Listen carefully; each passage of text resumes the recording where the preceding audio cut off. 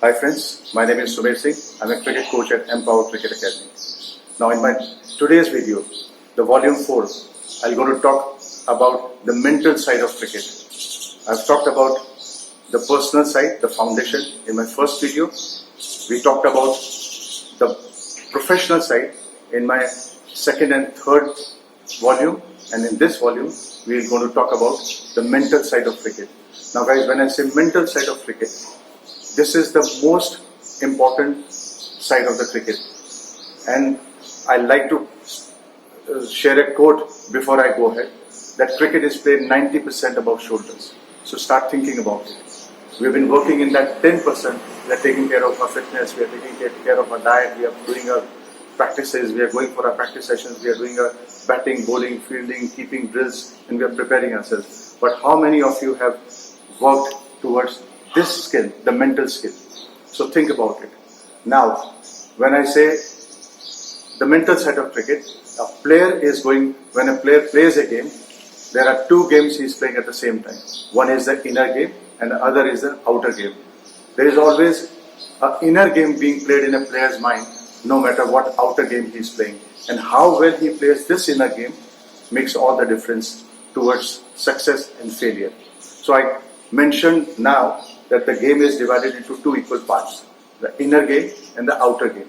When I say inner game, the inner game is played with inner interferences, lots going through heart and mind, self-doubt, anxiety, nervousness, lapses in focus, limiting concepts, mind not being in present. And when I talk about the outer game is played with external opponents, with external goals, in external arena, and with external rules. Those cricketers who can win the inner game succeed in the end. So start thinking about it. Very important aspect of cricket, the inner game.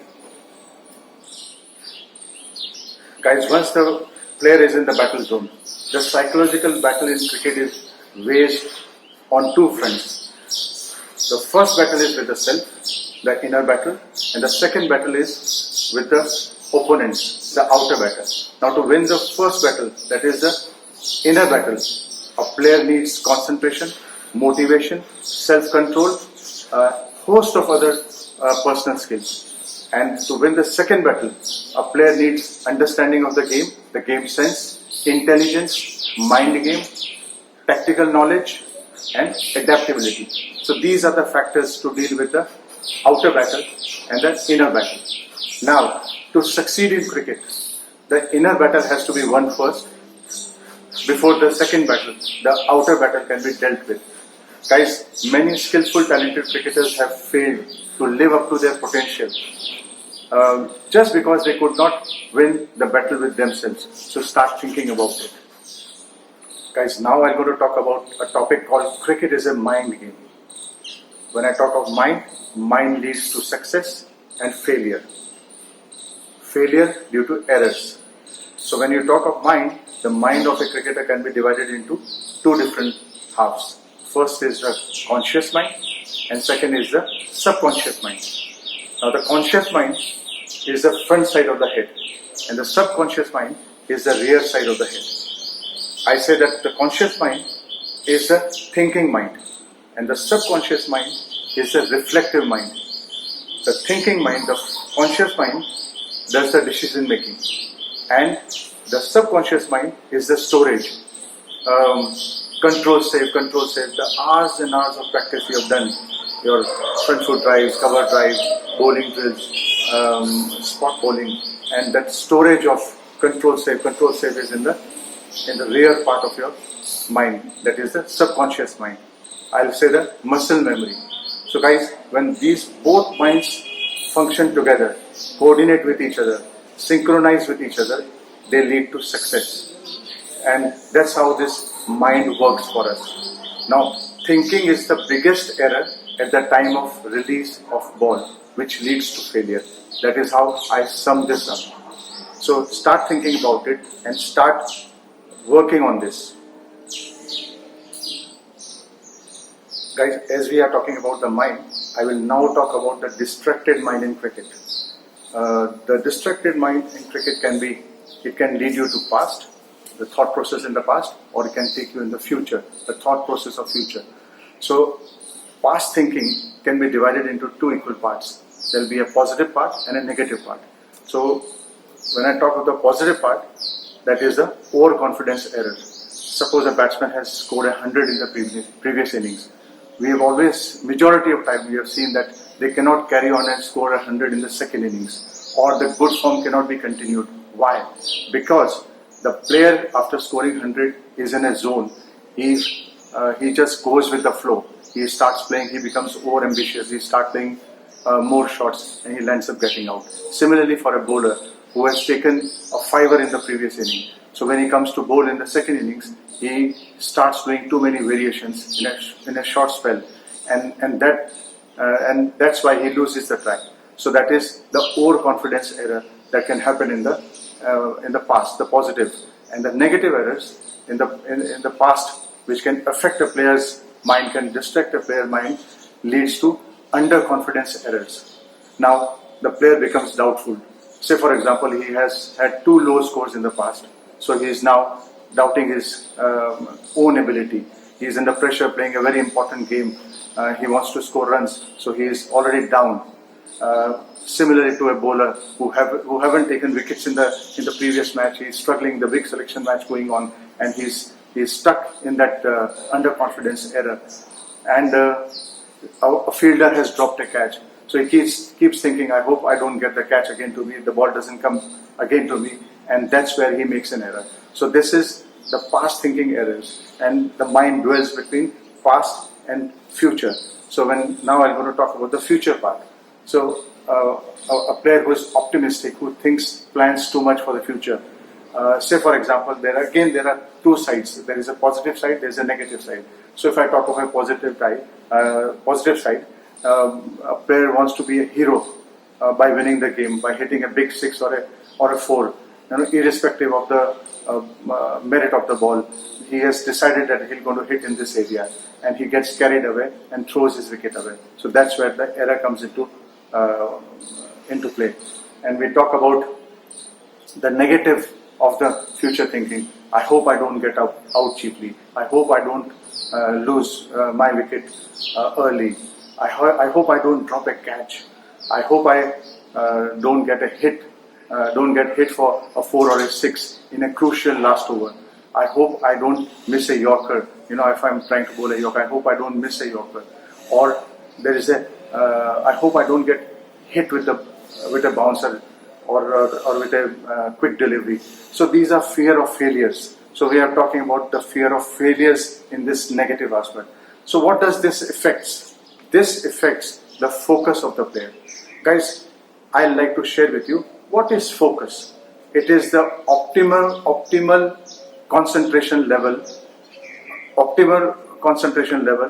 of a player. I can also define focus as optimal arousal level of concentration.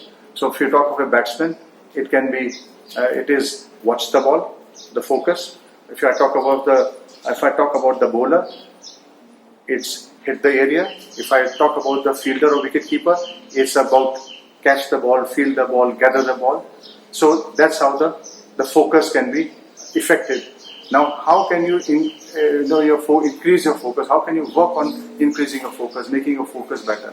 So focus can be increased by practicing meditation, by practicing mindfulness, by practicing yoga, which leads a player to a zone, and his mind calms down and he starts performing. So you start thinking about all these factors.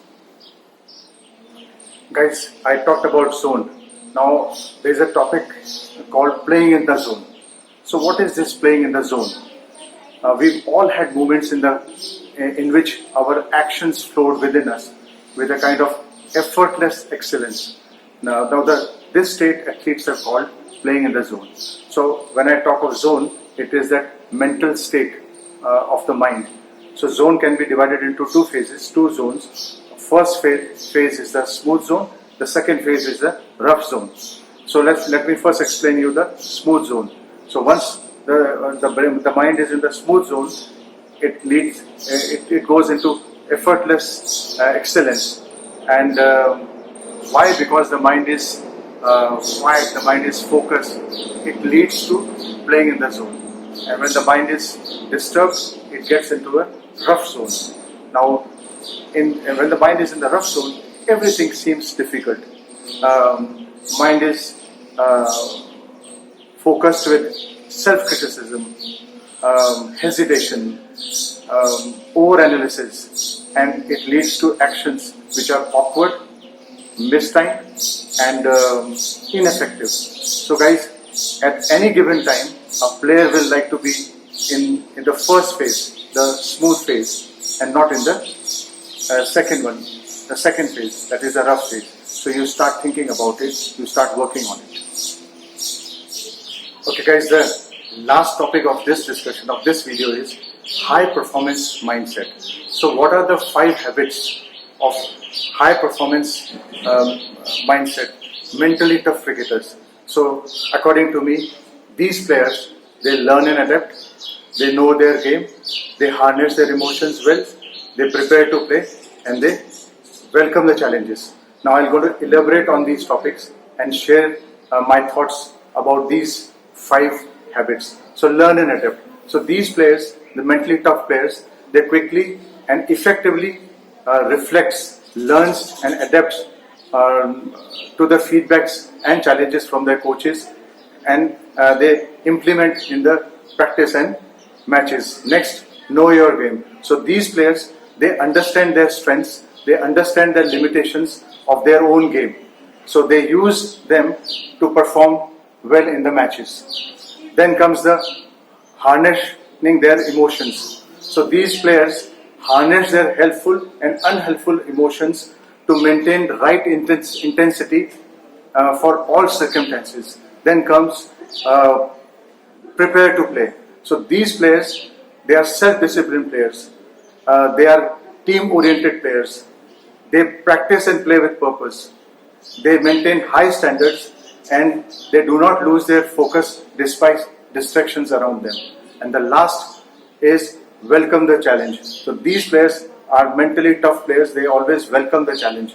They take the challenge on. So these players are result-oriented players. They are optimistic. They are courageous. They are confident. They are resilient in the face of challenges. They perform in big moments. So guys, I finished this series of Pathway to Elite Cricket. I'm sure this will be helpful to all of you. I wish you all the best.